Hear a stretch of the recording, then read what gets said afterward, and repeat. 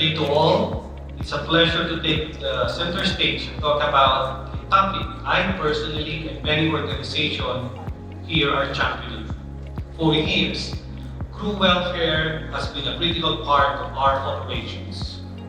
We want our seafarers to feel that their well-being is being protected and prioritized. Today, I will be sharing some of the existing programs and initiatives in promoting the welfare of seafarers at sea and on shore, the laws promoting the welfare of the crew, and the challenges faced by our seafarers through feedback and survey.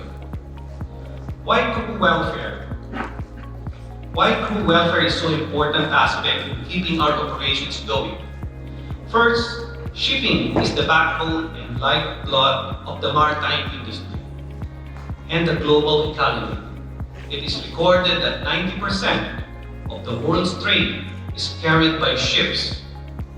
This includes the food that we eat, medicines we take, and the basic necessities we use in our everyday lives. It is so important that seafarers' health and welfare are prioritized. If we allow these individuals to suffer and remain in poor health, the world will come to a standstill. Thus, international regulatory bodies, government, and private companies work so hard together to enhance seafarers' safety and protection to encourage productivity. According to the IMO, as of December 23, 2022, there are 9,971 abandoned seafarers, involving 713 incidents since 2001. Of those incidents, 305 cases were resolved, 151 were disputed, and 50 inactive. There were still 207 unresolved cases as we speak. In crew abandonment, seafarers are left suffering without food, water, supplies, medicine, or the ability to reach shore to contact anyone.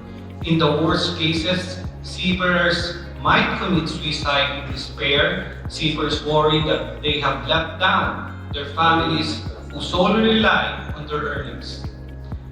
As access to mobile technology on vessels improves, seafarers are empowered to come forward and report on time. Similarly, it is alarming to see the significant number of calls for help related to mental health among our seafarers. According to the latest quarterly helpline data released by the ISWAN, the helpline calls and messages related to mental health increased by 37% during the second quarter of 2023. 18% of the seafarers contacted ISWAN helplines due to mental health concerns. They were experiencing family or relationship issues. These included difficulties in relationship with partners, anxiety about relatives who are unwell.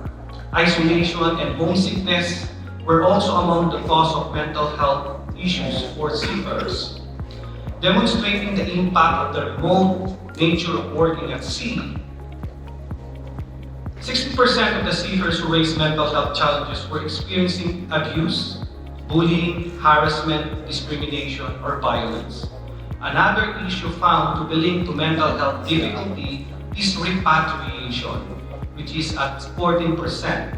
Other issues during the last quarter were work-related stress, anxiety about physical health issues, and substance abuse. The effects of such challenges to mental health can be exacerbated at sea. It is so important that our seafarers, especially those who are struggling, know that they have access to always available support to foster a safe, non-judgmental space where they can talk about their problems, issues, or worries they may have without, problems at home without discrimination. According to a study conducted by the Yale University in 2019, up to 25% of seafarers experience depression, which is not surprising considering the seafaring peculiarities. when adding personal problems at home, anxiety, feeling of exhaustion, loneliness, and pre-existing mental health condition, any person can easily be pushed to the brink. Some shipping companies are already offering in-house mental health support services, such as employee support programs, telephone hotlines. However, not all seafarers are comfortable taking advantage of these. In fact, several studies find the estimated uptake of such employee assistance programs is only limited to 4 to 6%. This is partly due to cultural biases and confidentiality issues surrounding mental health. Neglecting mental health on board can lead to increased risk and accidents. Nowadays, the role of digital communication between seafarers and their loved ones as a crucial support system is highly emphasized and should be prioritized.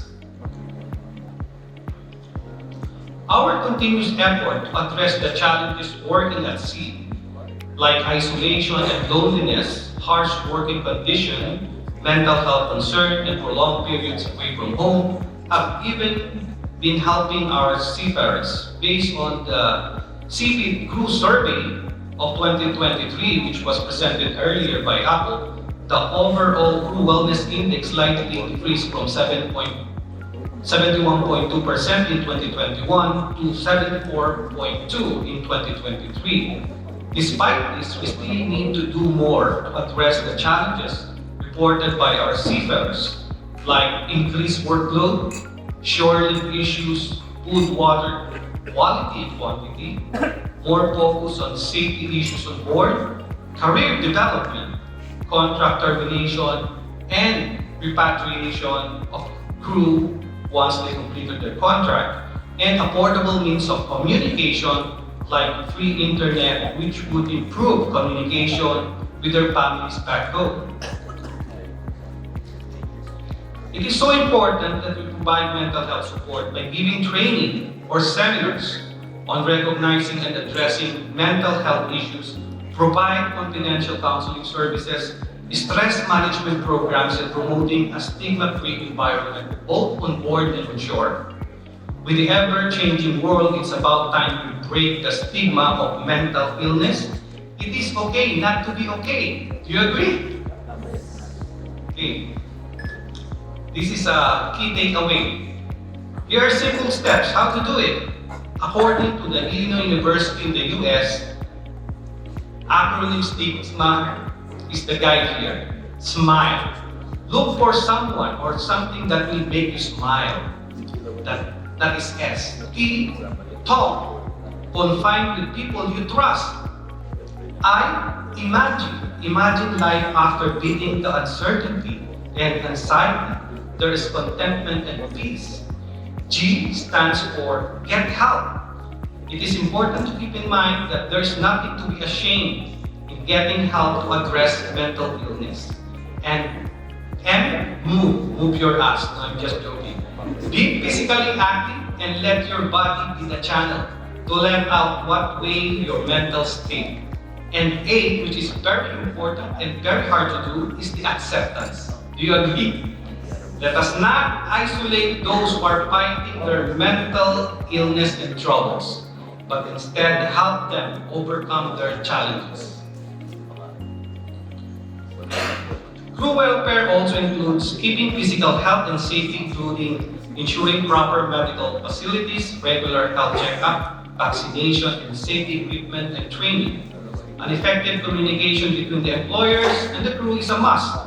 The same way communication and connectivity is the key to fighting long periods of being far from loved ones. We have been innovating to improve communication and connectivity while at sea. We provide internet and phone access for regular communication of seafarers with loved ones. This allows them to access social media platforms and through the efforts of the crew welfare committees on board. With the technology and the new players in satellite communication industry, which I will not mention, we hope to bring cost of internet connectivity to benefit our seafarers. Normal sea being at the middle of the vast ocean is also crucial in dealing with seafarers' well-being. Thus, onboard recreation is one of the things that attracts crew to join the vessel. That holds true for me when I was still sailing. This means having recreational areas like gyms, fitness facilities on board, and to give our crew a breather in between their heavy workloads. Provide movie nights, games, encourage them to develop their hobbies and interests. Training development is an integral part of our career path and also our seafarers. This includes continuous learning opportunities, career development programs, cross-training for multiple roles, and encouraging professional growth. Recognition and rewards, aside from promoting their career development, we also need to constantly give recognition and rewards to deserving crew members by acknowledging outstanding performance, having the Employee of the Month program, allotting token of appreciation, incentives and promotion, and creating culture of appreciation. Spending months on board takes a toll on the physical and mental health of our seafarers' state of mind. Creating onshore support programs like family support, legal financial guidance, repatriation assistance, and post-employment transition assistance will be of help. So how do we foresee crew welfare in the future? Technology will have a vital role in the implementation of the crew welfare. More and more companies will invest and leverage in technology for remote healthcare, the use of wearables to track seafarers' health and conditions, enhanced training programs, focus on sustainability and environmental friendly operations, and evolve regulation and industry standards. As mentioned by Apo earlier, collaboration and partnership is so important with different stakeholders.